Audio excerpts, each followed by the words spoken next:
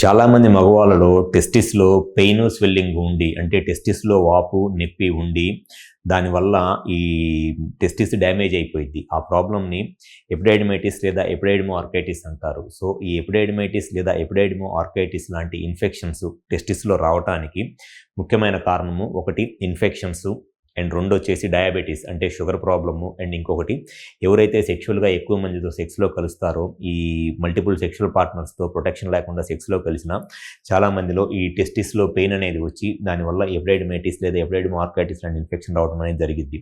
So, అసలు ఈ టెస్టిస్‌లో వచ్చిన ఇన్ఫెక్షన్‌ని కరెక్ట్‌గా ట్రీట్మెంట్ చేపించుకోకుండా నెగ్లెక్ట్ చేయటం వల్ల ఎటువంటి సెక్షువల్ సమస్యలు లేదా సంతాన సమస్యలు ఎదుర్కొంటారు అనేది ఈ వీడియోలో డీటెయిల్‌గా చెప్తాను. నా పేరు doctor Kranthi Kumar Reddy, consultant andrologist, J andrology and men's health. నేను మగవాళ్ళలో ఎటువంటి సెక్షువల్ సమస్యలున్నా లేకపోతే సంతాన సమస్యలున్నా నేను ఆ ప్రాబ్లమ్స్‌కి నేను ట్రీట్మెంట్ చేస్తాను.